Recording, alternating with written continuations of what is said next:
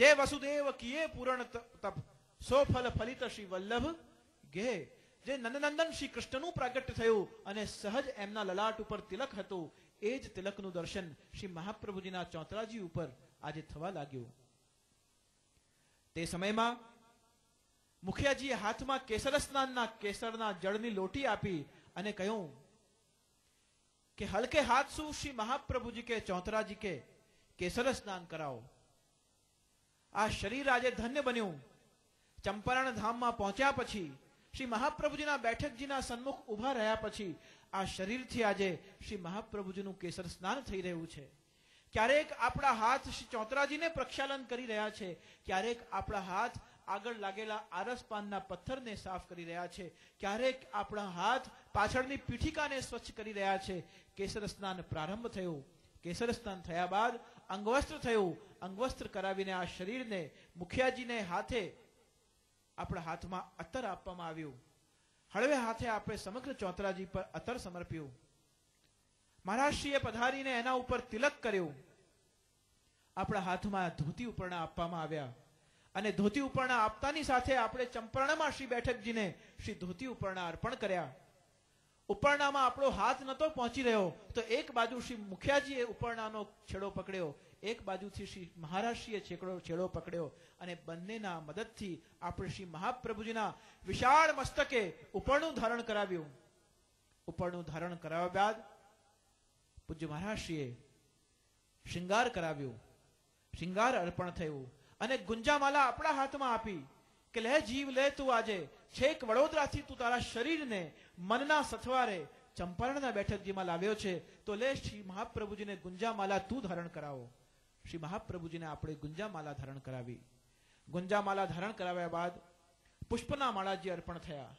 પુષ્પના માળાજી અર્પણ કરાવ્યા બાદ સાથે લાવેલા સામગ્રી મિશ્રી મેવો આપણે શ્રી મહાપ્રભુજીને અર્પણ કર્યું. આજુબાજુ બિરાજતા ચિત્રજીને આપણે મેવો ધરાવ્યો અને મુખિયાજીએ કહ્યું કે ધોતી ઉપાણા હો ગए हैं, ચલો શ્રી મહાપ્રભુજી કી ઝારી ભરવે કો ચલો. શ્રી મહાપ્રભુજીના બેઠકજીના જલપાનમાં આપણે સૌ પહોંચ્યા. જલપાનમાં પહોંચતાની સાથે મથરીમાંથી શીતલ જલ શ્રી મહાપ્રભુજીને રોગાવવા માટે આપણે લોટાજીમાં ભર્યું અને લોટામાંથી ઝારીજી ભરીને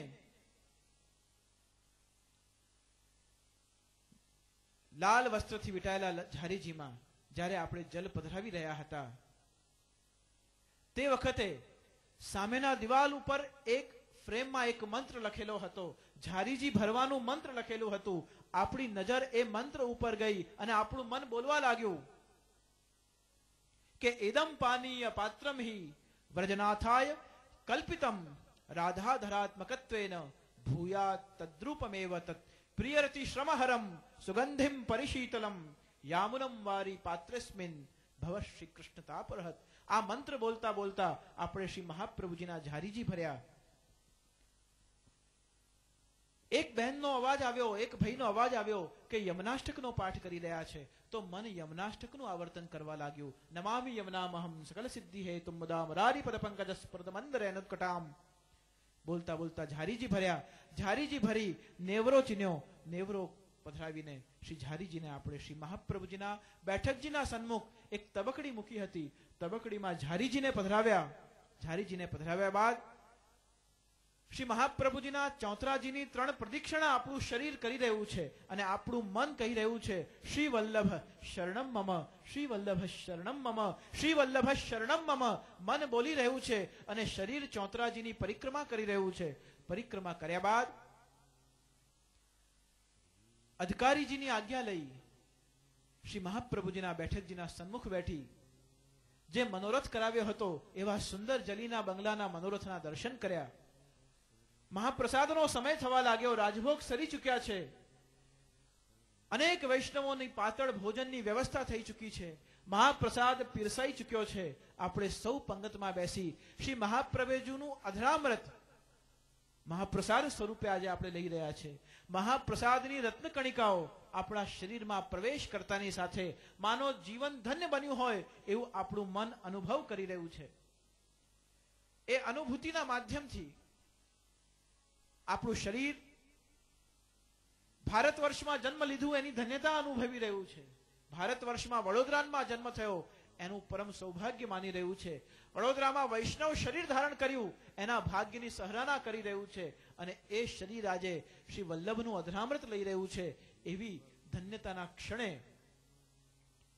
શ્રી મહાપ્રભુજીના સન્મુખ શ્રીફળ ભેટ કરી સંધ્યા સમયમાં શ્રી મહાપ્રભુજીના સ્વરૂપનું દર્શન કરી સમગ્ર બેઠકજીની પરીક્ષણા કરી, પરિક્રમા કરી, સુંદર નદીના તટ ઉપર બનાવેલું વિશ્રામ ઘાટના દર્શન થયા.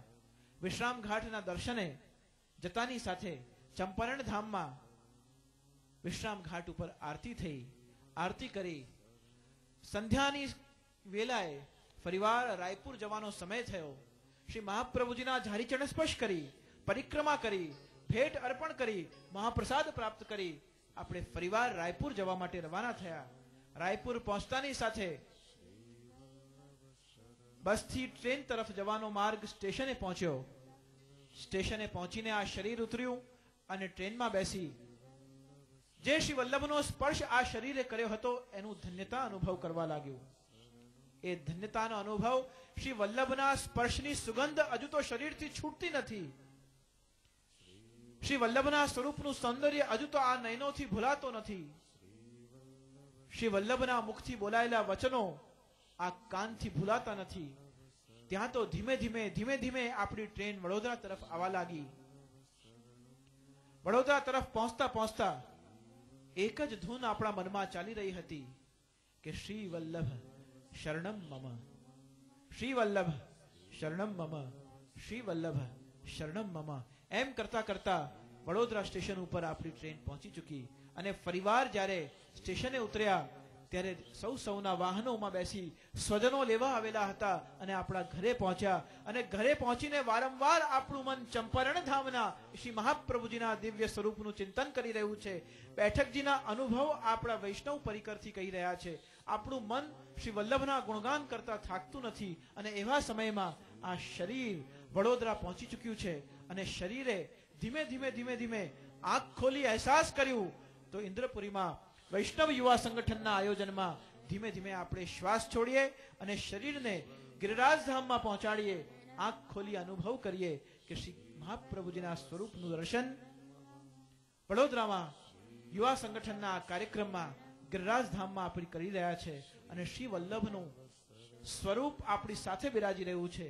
વલ્લભના સથવારે ચંપારણ ધામની યાત્રા આપણે સૌ કરી આવ્યા અને ગિરિરાજધામમાં આપણે જ્યારે શ્રી ગિરિરાજજીની તળેટીમાં બેઠા છે ત્યારે જય જય શ્રી વલ્લભ પ્રભુ શ્રી વિઠ્ઠલેશ સાથે નું નાદ જ્યારે આપણે સૌ મનથી, બુદ્ધિથી, કર્ણપટલથી, હૃદયથી અને નેત્રોથી અનુભવ કરી ચૂક્યું ત્યારે મન શ્રી વલ્લભના અનુભૂતિથી નાચી ઉઠ્યું છે. ત્યારે શ્રી વલ્લભ પ્રભુ કરુણા સાગર જગત ઉજાગર ગાઈએ એ પદનું સમર્પણ શ્રી મહાપ્રભુજીના ચરણે કરીએ. કારણ કે શરીરને લઈ જવો હોય તો કેટલા બધા સામાન તૈયાર કરવા પડે, પરમિશન લેવી પડે, રજા મૂકવી પડે, વ્યવસ્થા કરવી પડે ત્યારે શરીર ચંપારણ ધામ જઈ શકે. પણ મનથી પહોંચવું હોય તો ગિરિરાજજીની તળેટી અને શ્રી ગિરિરાજ બાવાની કૃપાથી આ મન થોડા જ ક્ષણોમાં શ્રી મહાપ્રભુજીના ધોતી ઉપરણા કરી અને પરત પાછું વડોદરા પહોંચી શકે છે. વડોદરા આપણું મુકામ આવી ગયું છે. ઘરની આધિ વ્યાધિ ઉપાધિઓ પર ફરીવાર આ શરીર જવાનું છે તે પહેલા શ્રી મહાપ્રભુજીએ આ શરીર અને મન ઉપર જે કૃપા કરી વડોદરામાં બેઠા બેઠા આપણને જે અવસર પ્રદાન કર્યો, શ્રી મહાપ્રભુજીના ચરણે આપણી કૃતજ્ઞતા વ્યક્ત કરીએ અને શ્રી મહાપ્રભુજીના સ્મરણનું પદ શ્રી વલ્લભ પ્રભુ કરુણા સાગર જગત ઉજાગર ગાઈએ પદનું ગાન કરી પંક્તિ અહીંથી બોલાય અને એને આપણે સૌ